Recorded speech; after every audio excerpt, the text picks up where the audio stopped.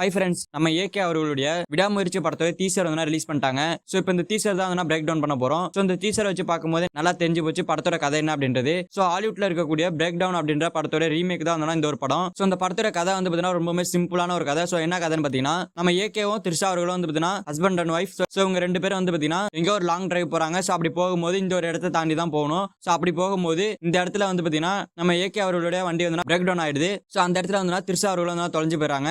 So இதுக்கப்புறமா த்ரிஷா அவர்களை AK அவர்கள் கண்டுபிடிச்சாரா இல்லையா அப்படின்றத படத்தோட மொத்த கதையாவே இருக்க போகுது. ஸோ 2.5 மணி நேரம் நம்ம எல்லாரும் மகிழ் திருமேனி அவர்கள் என்ஜாய் பண்ணி தியேட்டர்ல உட்கார வச்சிட்டாங்கன்னா போதும், படம் வந்து வேற லெவலில் வெற்றி அடைஞ்சிரும். ஸோ நம்ம மகிழ் திருமேனி அவர்கள் எந்த அளவுக்கு ஸ்கிரீன் பிளே பண்ணியிருக்காரு அப்படின்றது தெரியல. ஸோ விசுவலா பார்க்கும்போது வேற லெவலில் இருக்கு. ஸோ பிரேக் டவுன் படமே வந்து பார்த்தீங்கன்னா 2.5 மணி நேரத்துக்குள்ள தான் இருக்கும். ஸோ அதுக்கு மேல வந்து இருக்காது. ஸோ அதனால இந்த ஒரு படத்தை எப்படி எடுத்திருக்காங்க அப்படின்றது தெரியல.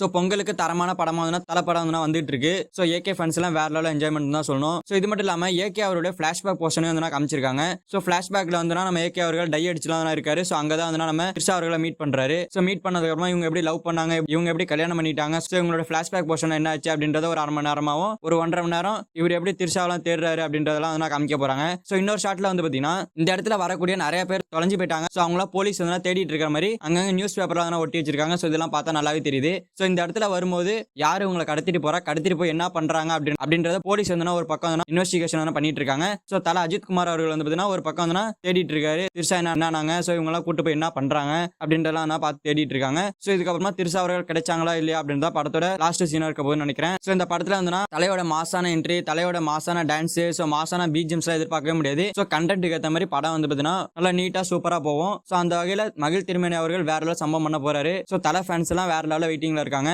ஸோ பிஜிஎம் வந்து வேற லெவல் இருந்துச்சுன்னு சொல்ல முடியாது, ஆவரேஜா இருந்துச்சு. அதுல கடைசியா வந்ததுன்னா விடாமுயற்சி அப்படின்னு கத்தும் போதெல்லாம் கடவுளே அஜித்தே அப்படின்னு கத்துற மாதிரி இருந்துச்சு. ஸோ ஆக்சுவலா வந்து கடவுளே அஜித்தே அப்படின்றத கத்துறத வச்சுதான் அனிருத் அவர்கள் அந்த பிஜிஎம் எடுத்திருக்காரு அப்படின்ற மாதிரி சொல்லப்படுது. ஸோ ஏன்னா எங்க பார்த்தாலும் கடவுளே அஜித்தே அப்படின்ற மாதிரி தான் கத்திட்டு இருக்காங்க. ஸோ அதை வச்சு வந்து அனிருத் அவர்கள் பிஜிஎம் போட்டாரு, வேற லெவல் தான் சொல்லணும். ஸோ படத்தோட கதைன்றது சிம்பிள் தான். ஸோ அது எப்படி மகிழ் திருமேனி அவர்கள் நம்ம எல்லாரும் தியேட்டர்ல உட்கார வச்சு பார்க்க வைக்க போறாருன்னு தான் தெரியல. ஸோ இது மட்டும் இல்லாம போர் அடிக்காம வேற போகணும். ஸோ இதுல எப்படி மகிழ் திருமேனி அவர்கள் கண்ட்ரோல் பண்ண போறாரு அப்படின்றது தெரியல.